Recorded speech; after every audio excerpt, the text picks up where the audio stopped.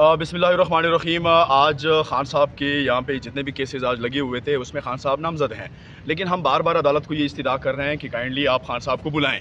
अगर आप बुला नहीं सकते तो वीडियो कॉल पे जो है जेल सुपरडन को आप आगाह करें कि वो वीडियो कॉल पे खान साहब को यहाँ पे पेश करें। खान साहब की रावलपिंडी एटीसी कोर्ट में भी केसेस लगे हुए थे, जो कि वहाँ का जज साहब मोहतरम जो है वो छुट्टी पर है, इस वजह से वहाँ पर भी कोई समाअत नहीं हुई। आखिरी केस लगा हुआ है वो इस्लामाबाद हाई कोर्ट में है।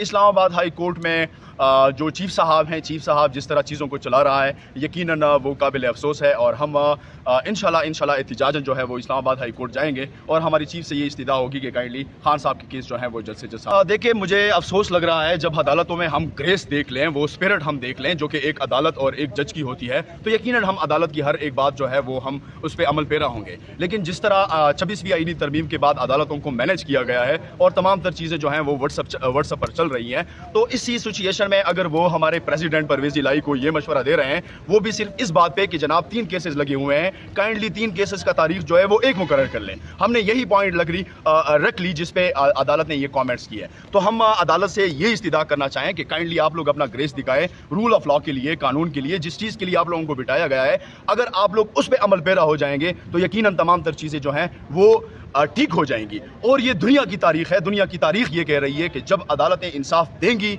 अदालतें रूल ऑफ लॉ पे काम करेंगी, तो मुल्क मुआशरे में जो है वो अमन भी होगा और सुकून भी होगा। जो ये मशवरा है ये मैं तमाम और आल पाकिस्तान के जजेस को और स्पेशली सुप्रीम कोर्ट के जजेस को मैं ये इस्तदा करना चाहता हूँ कि काइंडली अपना ग्रेस दिखाएं और अदालतें और इंसाफ के साथ, रूल के साथ, कानून के साथ आप लोग ठहर जाएं। यकीनन तमाम तर चीज़ें जो हैं वो हल हो जाए। देखें, मैं तो आप लोगों को ये बताता चलूँ कि 1947 से लेकर अब तक अगस्त की छुट्टियां होती हैं, लेकिन पाकिस्तान तहरीक इंसाफ से मौजूदा निज़ाम इस तरह खौफजदा हो चुका है कि अगस्त के दिनों में भी हमारे केसेस के ट्रायल यहाँ पे लगे हुए थे, अगस्त में भी हम छुट्टियों में आ रहे थे, और अगस्त में भी खान साहब की केसेस जो हैं वो अडियाला में फिक्स थे और हम जाते थे।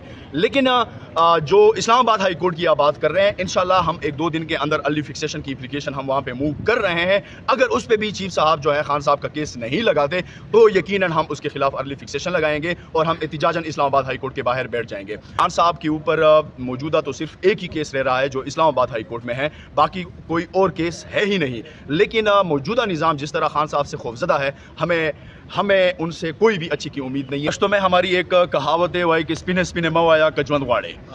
मकसद ये है कि खान साहब ने बहुत सफ़ेद और सीधी सीधी बात जो है वो की है, और जब वो की है तो उनको मिर्ची लग जाती है, और इस वजह से जो है वो खौफजदा हैं। खान के एक ट्वीट से वो इतने खौफजदा हैं। सोचें जब वो बबर शेर बाहर आएगा तब इनकी क्या हालत होगी, और इंशाल्लाह हम इनका पीछा नहीं छोड़ेंगे। हकीकी आज़ादी तक ये जदोजहद जारी रहेगी इंशाल्लाह।